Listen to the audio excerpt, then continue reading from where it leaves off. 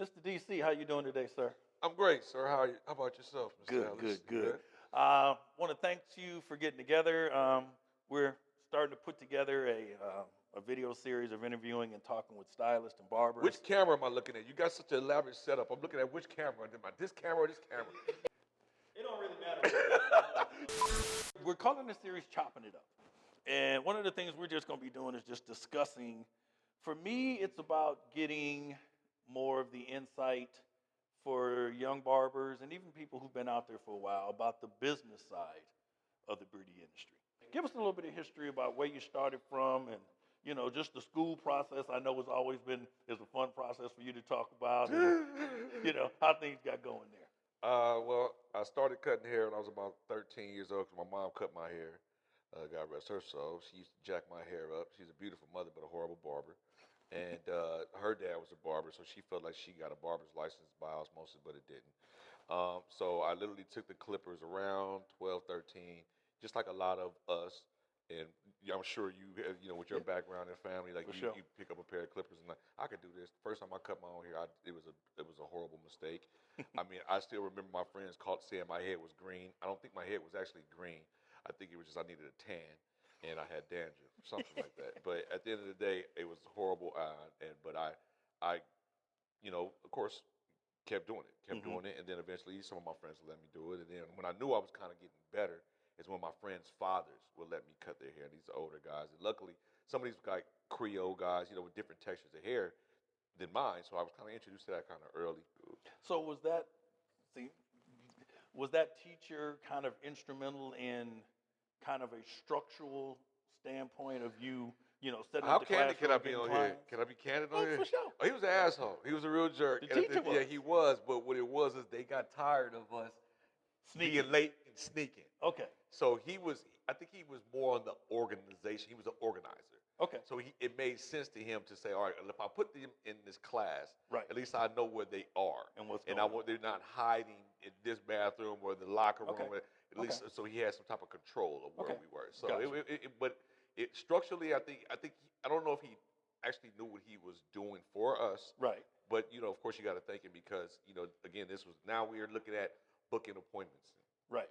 Booking times. I can't get you this lunch break, but I can get you after so school. So that helped you early in the game, knowing how long it took and how many you could be it. I said, I can cut these in nutrition. I can cut these at lunch. If I get 6 period, I can do this. Okay. My time management, it worked at time management for me. It created that need to manage my time a little bit more than just saying I have all day to cut hair. Gotcha. Okay. So, I think that was something I was early introduced to organically that, didn't make sense at the time, but further on in my career, I was like, okay, well, that's why I'm able to cut, heads 15 minutes and take 4 or 5 appointments in an hour, and that's kind of like in going on. Because that was lunch at high school. Lunch at high school. So that was in. Fast forward to my military experience. I left and was stationed in Japan, U.S. Navy. Went to Japan, got a bad haircut. To come home for leave, got a horrible haircut, and I said, hell, I could have done that. And came back stateside, grabbed my tools. When I went back, took my stuff, started working on myself, and again, kind of like that same organic process with the neighborhood. It was the same thing with that. It's like, well, who cuts your hair? Yeah, me. So then I got guys in the barracks, and then we got guys on the boat now when we go out to sea. And I was unauthorized again because there's a barber that you're supposed to go to. Store, what is it? I forget the rate, but they had barbers that you were supposed to go to. Right. And then there were I wasn't the only one, but there were unauthorized barbers because you had to bring your clippers and get them safety checked and all this old nonsense. It's just clippers, whatever. So bathrooms, have somebody standing outside watching, have a tool room, jobs, barracks, whatever. We on land, it's not that big of a deal. But when you out to sea, it was a huge, like you thought you were selling dope or something, running guns or something. Like, because they would really, it would be a problem if they caught you cutting hair, just something as simple as cutting hair at that time. So interesting. Then I want to do that. So I said, well, I'll go to barber school. I saved up a couple of dollars and I used my GI Bill and I went to barber school. And my barber school journey, like you said, it wasn't like I was a knucklehead. I was still in the streets. I was out of control. I mean, because that 4 years in the military, I just, I had to kind of suppress the things that I had I don't think the demons that I had ever really came Dealt to with. terms with back to the real world. And Right. but again, in barber school, I still had that. I got back home, got back in the streets, just got to wilding, and I had that mental, and it spilled over into school. And one day in particular, I had an issue with the owner. Well, the floor instructor wasn't really an issue with him, but the owner of the school had an issue with my hair not being properly groomed. I had braids on one side, and my braids weren't done on the other. So I had a do rag on, and she was like, "You got to take it off." And make a long story short, she didn't really. And I love her today. She's great. Miss Ann and me are like peoples now. But at that point in time, she was like, I was like, "What y'all tripping? This is some bullshit." She like, "Boop." Hit the 911 button, and here came Long Beach PD, and they Conley escorted me out, and yeah. So I ended up finishing up not far from here, Mr. Gibson. Gotcha. Mr. Gibson gave me my first job and fired me from my first job. Again, I'm still go ahead. But at the end of the day, like my career in barbering was just like it started off. I'm a testament to like if I could do it, anybody can. Because I told my guys the other day at the shop that I literally almost cut working. God bless Mr. Gibson. So I was in the shop working at a barbershop called Haircutters Anonymous. And it literally was that because nobody in there with no license. And we was running out the back door if we had to. But it was off of Fig. It was on Fig right by USC. And I used to walk USC campus every day, passing out cards and whatnot. I keep hitting this mic, I'm sorry. And I would I would go to USC campus and I would pass out flyers and whatnot. But one day in particular, a gentleman comes in and he was traveling. He was like Australian or something, from like New Zealand or something. And I wasn't very versed in straight hair textures and whatnot and cutting with scissors and shears at that point. And at that time, I think I had maybe a 14-inch Filipino and maybe a 10-inch Filipino. I remember the old school Filipino, the one that's like a real sword. I had two of those, and that's all I had as far as shears. And make a long story short, I damn near took this man's ear off. Right. And again, so I tell those stories whenever I get a chance to let people know, like, yeah, 20 some odd years later, I'm able to, talk about the shop and talk about working on different productions and with different people and, and just the importance of networking and branding. And, so if I could do it, hell, I'm telling you, you can do it too. So let me ask you, so let's kind of condense this in time frames real Go quick ahead. for me. So we talk about high school, we talk about the service. When did you get out of the service? What age? 96, I was 22. So you're 22. That's when you got out of the service, and then you went to barber school. No, then you had a 23. job for a year. About 23-ish, I went to barber school. So you didn't really jump into the barber thing until 23, even though you've been cutting since you were 12 or 13 at that point. Yeah, I didn't think I would make it a career. I didn't think it would be something that I would, want to do. I mean, to be perfectly honest, I'm sure as these students, I hope y'all don't cut this because I'm sure as a student in there that's listening to this or maybe listening to this, that I thought that, cutting hair was just a good way to I'll turn my chair. I thought, cutting hair was a good way to hide dope money, to be perfectly honest. Gotcha. That didn't say I was like Tony Montana or nothing like that. I just thought that was just my shallow mentality at the moment. You know what I mean? But, so I didn't have this is what I'm going to do. I'm going to go to barber school. I'm going to put a shop together. I just wanted to It was a way to play with cash. Yeah, it's a way to play with cash for me, But honestly, what it ended up happening is I had a real life-altering moment where the streets had like, yo, you need to go make a decision or you go die. Okay. And I ended up needing to leave, and I went to the Bay Area, and I was forced to get away from everybody I knew and really hone in on myself. Gotcha. And I remember I went to Oakland. I had two pair of Dickies khakis, a black hoodie, maybe about 4 or 5 white tees, and a pair of yellow work boots. And my cousins and them, they all lived up there. And I remember talking to my older cousin, he says, what do you do out there? I was like, well, I got a barber's I cut hair. He said, you a barber? Like you got barber's license? I said, yeah. He said, I can get you in the shop tomorrow. And literally, I was working probably the next couple of days with a shop in the hood. But the owner of the shop was, you remember that show, Hanging with Mr. Cooper? Yes. Her son played on that show. His name is Eric, and he was actually a barber too. He was a kid in the show. You probably remember if you ever seen the old clips of it. He had the hazel eyes, just like you. Yeah, but he was a cool dude, and that was like my first out of out of the city barbershop that I had to literally like kind of focus on Just working. focus in working. Yeah, and I mean it still had its hood tendencies. I remember my first haircut in there.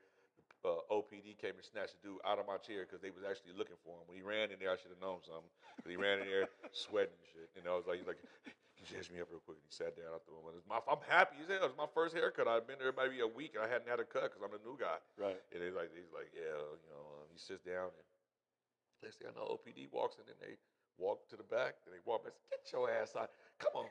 Yes. Can I get paid? Yes, I didn't get paid for that haircut either. Wow. So, yeah, so how long were you in Oakland? And how did you build your clientele? What was the Well, see, the truth about that, I wasn't in Oakland very long. I did the whole like dang near Bay Area tour before I ended up eventually in Vacaville. Okay. And in Vacaville is where I kind of like put my stake down and I opened up a shop with my ex-wife then. Gotcha. But from Oakland, I went from Oakland to Vallejo to Sassoon to Fairfield, from Fairfield to finally in different shops every step? Yeah, different shops. Okay. Yeah. Okay. I tell people I probably worked early in my career. I've probably worked 13 shops.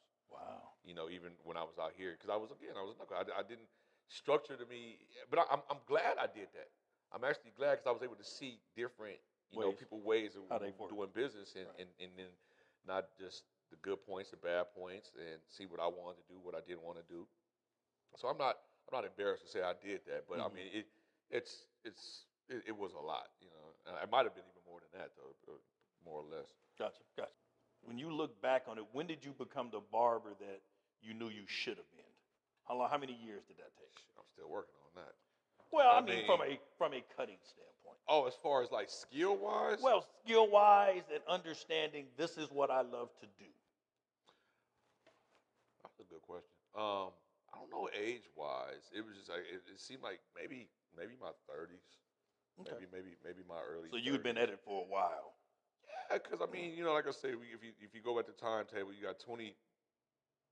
I was probably finishing school. My daughter was born 24, 25. I got my license right after she was born. I went to state board. I went to state board twice. First time I didn't have my proper ID and everything, so I didn't get to go. Second time I went in and passed, no issue. That's about 25. Okay. 26, 90, we're talking about 97 or 98 is when I went to the Bay Area. Okay. So, when you say get serious about it, it's like, again, you can't really get serious when you jump in shop to shop to shop. No, I get you. So I want to say when I finally got to Vacaville and we were in Vacaville, I was in Vacaville for about 10 years. I finally left Vacaville probably 38-ish. I came back to LA 2014, 13. So we opened up Renee's House of Hair in 2002. Okay. So you're thinking from 98 to 2002, that's a 4-year span of a multitude of shops, as well as just trying to just get my feet planted somewhere. Okay. 2002 to about 12 is where I in that time point, I mean that time frame, I entered barber competitions. I started going to barber shows. My first beauty show was Bronner in 2002 in Atlanta. Okay. So that was my introduction. Well, that wasn't my first one. I take that back. That was my first one as a licensed barber. I'd actually gone to one here in back in the day. I might have been, I forget where it was. Black Gold probably trade show. Yeah, and it was no barber, and it wasn't anything for us, and it wasn't my cup of tea. Going to Bronner, it was kind of like, it was still a very small, especially in 2002, very small group of barbers. Kenny Duncan, Eric Cheeks, all these guys are like legends now. They were there. Nuri from Major League Barber, they were all there, so we met each other. And I come from Cali, and then like these guys are, from over on that side. It makes sense for them to come, be there. Right. But you came all the way from California to come to that. Like, yeah, and that kind of sparked my interest into that more of the industry side. Okay. And then that's where I actually found out, like, there's, now it's more with the help of social media, I think it's more prevalent where you could see how guys are getting those looks and how they're getting how they're achieving those. Because back then, that's when the Steve Harvey lines up going on, and you're like, hold on, ain't none of my work looking like that. You know what I'm saying? And I'm sitting there like, what the hell is going on? Like, what are these dudes doing? I'm really second guessing myself as a barber. Like, I'm trash until I went to Atlanta. Like, oh, they doing Bay-In. Oh, they're doing enhancements. They're doing, because we didn't call it enhancements. They just called it Bay-In. They just called it, give me the Beijing. Beijing. You know, and it wasn't until years since somebody gave me the proper pronunciation of it.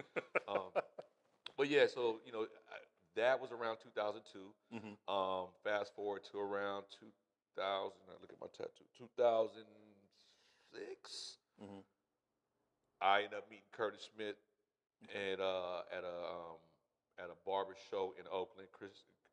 Christina Gorey, Curtis, and somebody else were the judges. I can't think who it was, but you were in a competition? I was in the competition, and by this time I had entered, at least that's my third competition, and I never won one. I would always be the people's choice, but I never won one.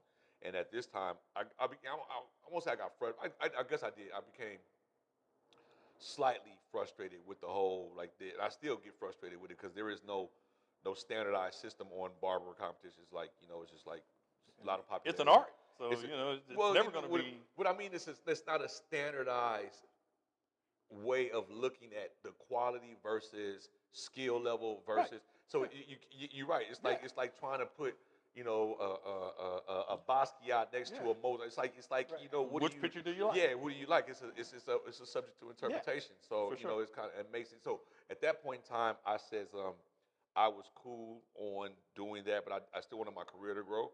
And so I was familiar with Kurt because of I saw him on Lifetime with Lifestyles of Rich and Famous with Puff.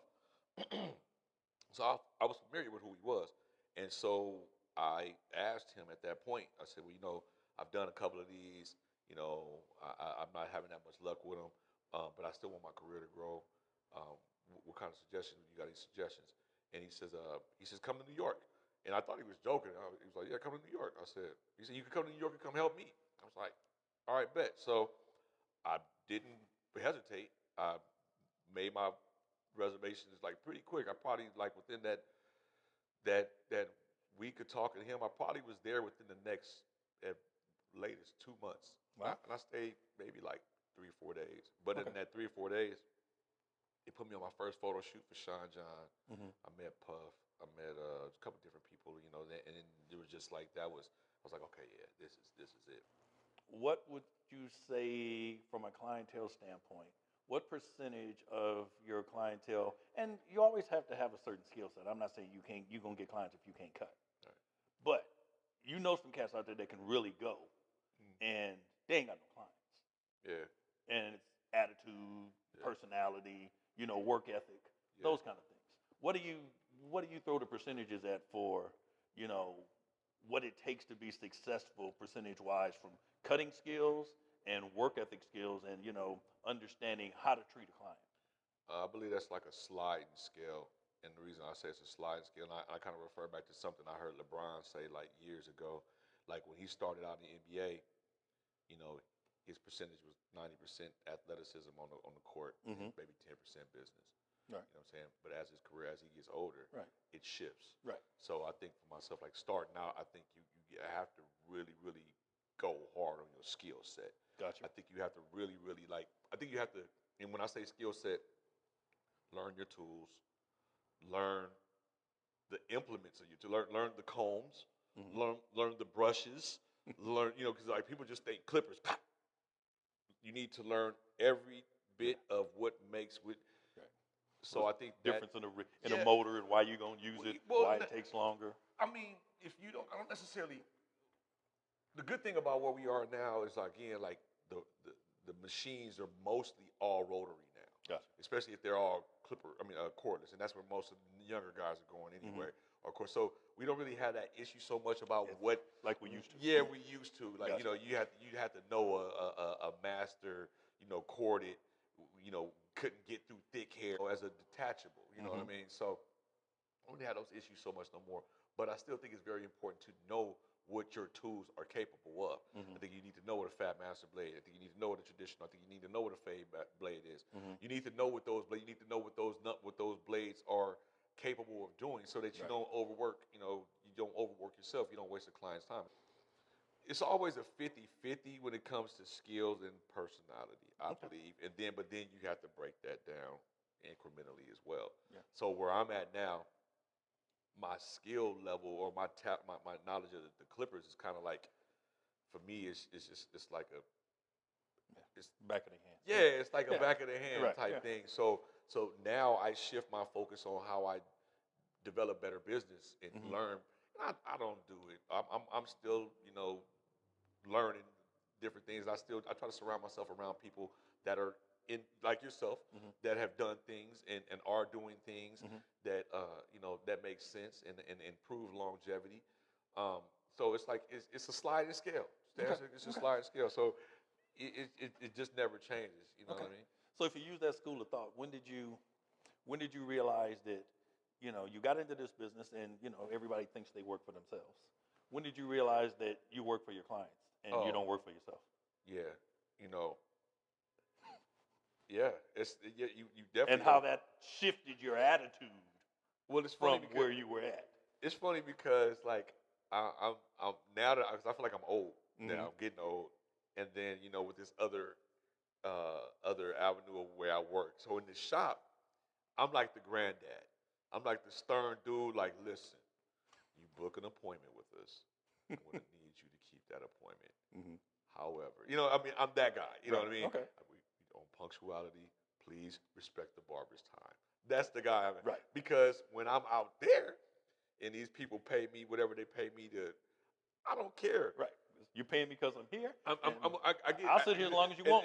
And I've made this statement to I've made the statement to some of my clients, and some of my, you know, my friends and family. Like, people pay me to waste my time. Yeah. You know, and and I'm grateful for that. I'm saying that with all humility. So I'm not going to waste yours. Right. So please don't waste mine. Let's agree that if you say you want a time with me, no, I'm going to be here. Right.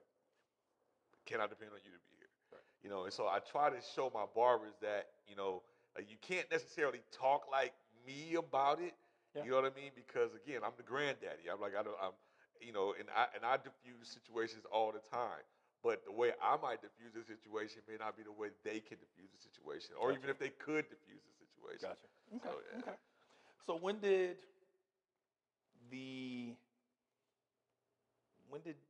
did Donald the barber realize that he had to become Donald the businessman? Man, so I came home to take care of my mom 7 years ago, going on 8 years, and my mom had Alzheimer's. I came home, they hit me up, say, yo, you got to come home, take care of mom, blah, blah, blah. Came home to take care of moms. I was for about the first 6 months to a year, it was just like, you know, I'm just taking care of her. I didn't want to bother with nobody. I felt like my career was over, you know, because I was at that time I was, not only was I working at the shop, but I was working as an educator at a school in Sacramento, and so I had to, you know, put all that aside and come back home, and I'd do it all over again. But I came home, and at that time I was kind of at a loss about it, you know, what I would do next. And I started cutting hair at the house, but I didn't want to kind of like just do it like that. So I ended up actually building a nice space in my garage with some help of a friend of mine. And I mean, it is nice to the point where, you know, we've had professional music videos shot back there. We've had Grammy-nominated, Grammy award-winning artists come and hang out. It just kind of like became like a place to come and visit in the city, you know. And then, but I knew that was short term. And I knew it was something I had to do from there. And so I kind of just, you know, prayed about it and just asked for direction. And then the opportunity for the space that barberism the shop is in now was made available. Okay. And I ain't gonna lie, I borrowed, begged, stole, and went broke all in the same breath, you know, to get it open. And I even, you know, shouts out to Schedulicity, who gave me a $5,000 grant to help me. That's helped me to get the doors kicked open, because by the time we was dusted. But so about 10 years ago. But I'm not, about 8 years ago. It was like it's time to go ahead and get that. So we go back to numbers in the timeline again. Yeah, so I was 8 years ago. So I'm 46 now. So I'm 38, and I really say so. I've been in business 3 years now. So Okay. I was running the backyard. I wouldn't say I was running like a business. I was running like it was a trap spot, but it was fun, Okay. I enjoyed the volume of clients, and I enjoyed seeing my people happy to come by and see the space, and it just so it was fun, and I was like, well, you know what? I could literally have kept doing it like that on Right. that level. I mean, I could not operate a But business. were you still thinking when it was at the house? Were you still thinking this is my hustle, or were you thinking this is my business? Yeah, it was more of a hustle, Okay. and I didn't want my legacy to be like I was just a barber that hustled again, like I do this and go back and forth. But I didn't want to do that. So it's like, Okay. you know what? Let me try to not only create more opportunities for myself. Let me see if I can create opportunities for other people, and creating opportunities for other people. I also wanted to just make a high end shop. I didn't want it to make it just just like a trap spot. I wanted to make it because the garage was as fancy as a garage could have been. I mean, Okay. fish tank and it just. I'd have to get you a picture, let you see it. I've been there. Yeah, I remember. Yeah, you came. Yeah, So came by. it was nice. I Gotcha. mean, so then it was like I couldn't go from there and then not have a shop that was decent. So that's when I got the space, it was like, well, it's important for me to create it, a tone of comfort, style, and something that was respectable. Okay. So, So let me ask you this. A lot of people work from home and do very well and run their business from the house. And I asked, when did Donald the businessman become, the barber as opposed to the businessman? Why didn't, from your perspective, why didn't the house and the way you had it structured and set up, why didn't you feel like that was the business? because I'm confident, I'm paranoid. Okay. Because I know a No, lot of people, that's a who, simple question. they redo their whole garage No. or redo a space in their Seriously. house and figure that's my business. No, I understand that. I mean, it works. It has worked. It actually worked for me. I mean, I didn't have any problem with earning income, but again, that's an easy question. I'm from the hood and I'm paranoid, and there's you don't let everybody come to your house. Okay. And even at that time, Okay. I was still and even at that time, my mom was my biggest priority. Right. Okay. And so it's like you don't let people come to your house. You know Okay. what I mean? Okay. So I'd have to go from I had to be very, um, my I was limited to how I could grow my clientele, in my opinion. Okay. Gotcha. Okay. All right. And I ask that because, there's a lot of cats that cut from the house and set up their space in Houghton Yards and grow it and run it like a business. Yeah. Because mentality-wise, that's where they're at. Different strokes for different And folks. people are in different places. And I, like I said, I just always try to get an idea when I talk about the business side of this industry that it's, in some instances, it's about a brick and mortar. Right. But in most instances, it's about a frame of mind.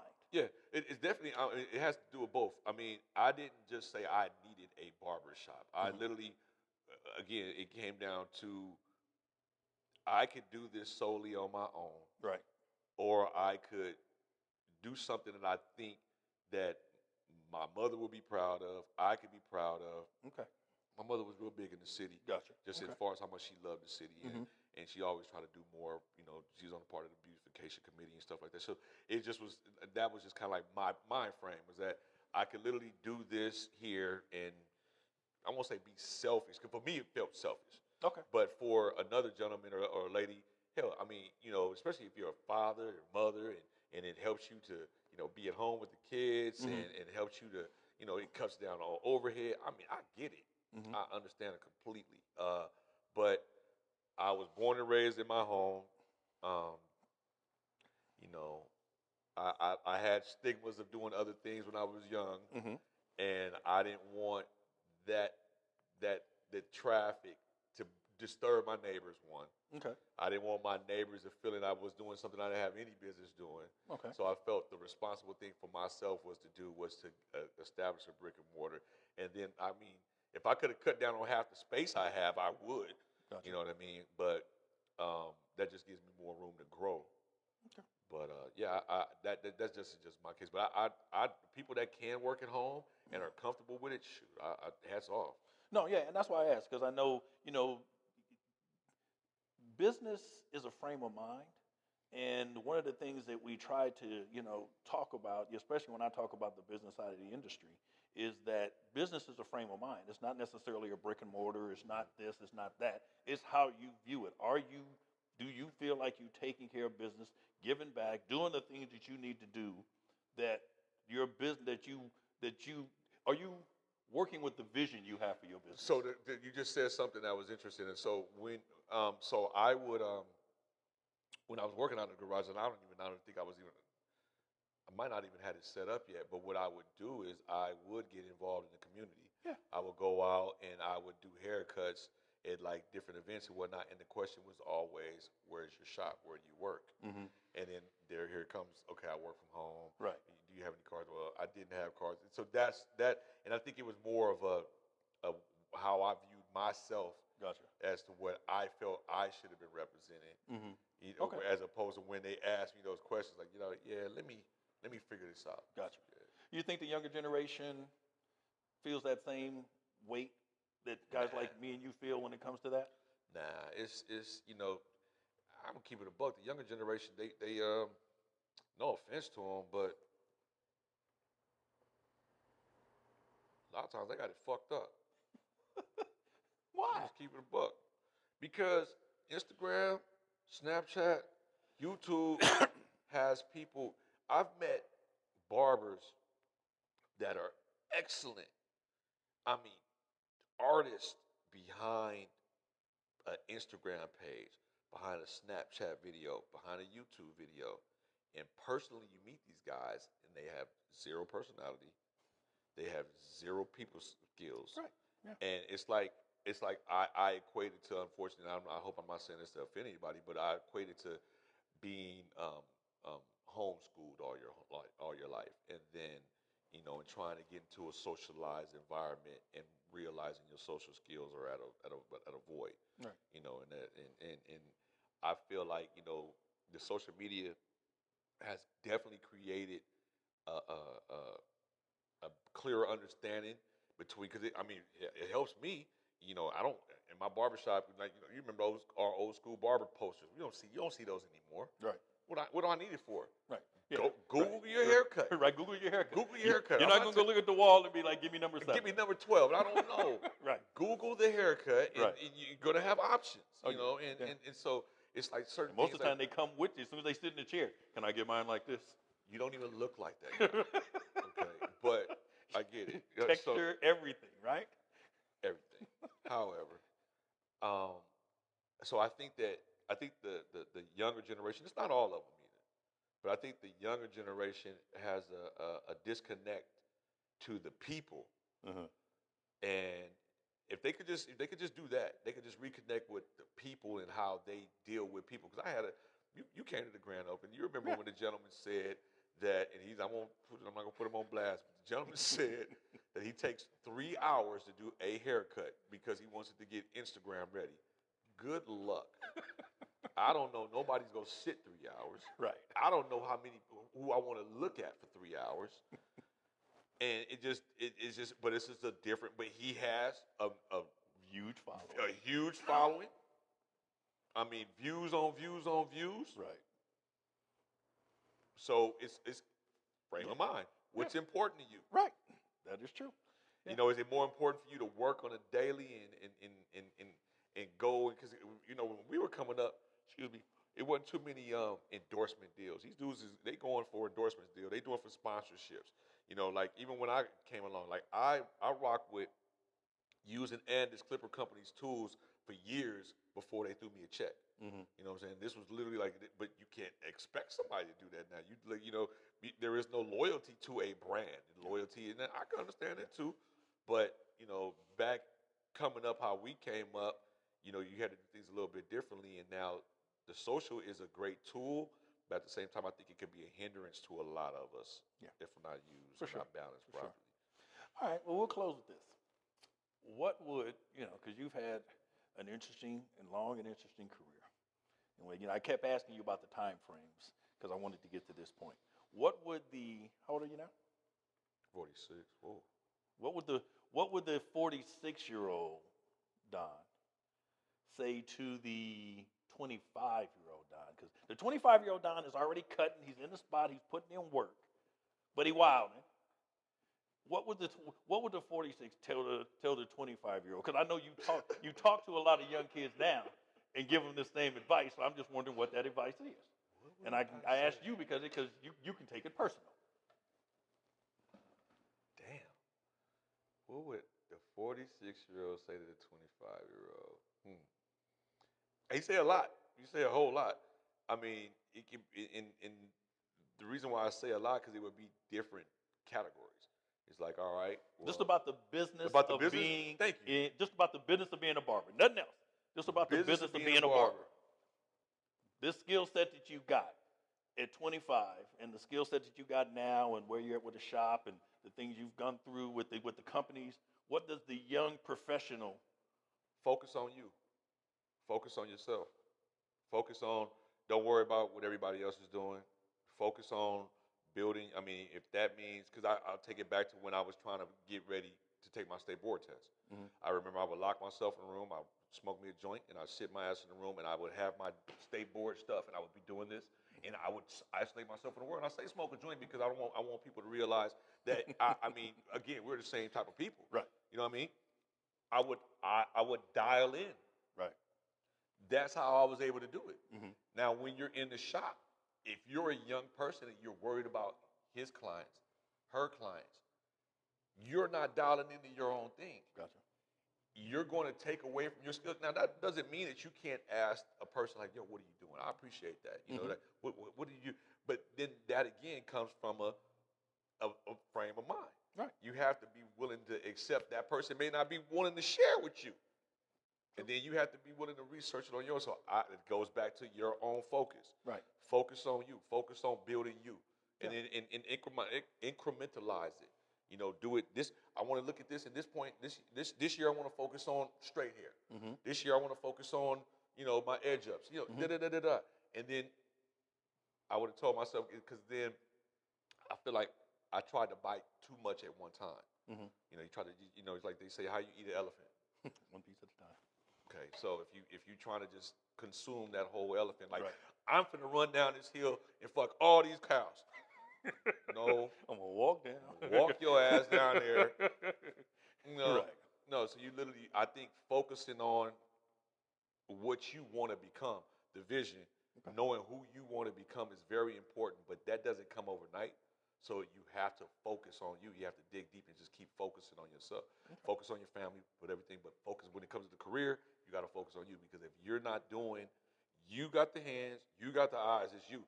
We're one of the only jobs that we start. We have to start a job and we have to complete the job before we're compensated for what we do. Right. And then we're still scrutinized at some point in time. That mirror, I don't know if y'all know it, that's the longest goddamn 30 seconds in my life. The hell? I hate that mirror time. Yeah. All right.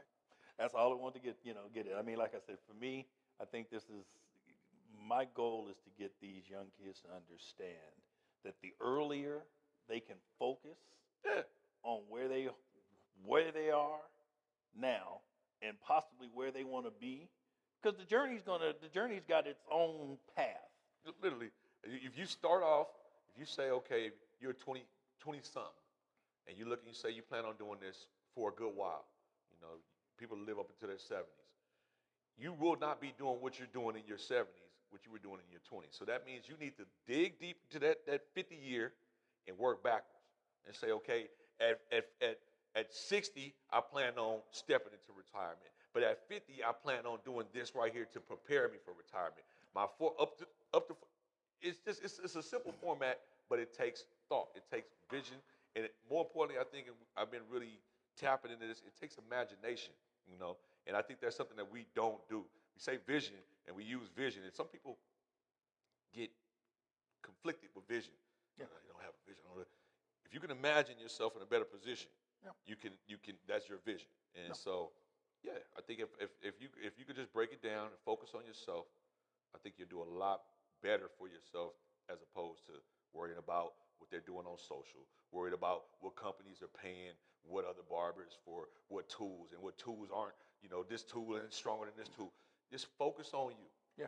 No, and to that point, I say the same thing. I mean, it's like, where do you want to be what do you want your life to look like when you're 60? I wish I'd have thought about that. At 25, you should be working toward that. Yeah. And the same principle applies to a haircut. You begin every haircut with an end in mind. Yeah, you better. You've got a vision of what it looks like when it's finished, and you're working towards that. And that should be the same focus you take to your career. Absolutely. What do you want to, at the end of the day, what do you want, and how are you going to get there in that process, and focus on working through it? Absolutely. Yeah. All right, my brother. I appreciate you. Appreciate you. Making it work, my man. For sure. All righty. For sure. Thank you.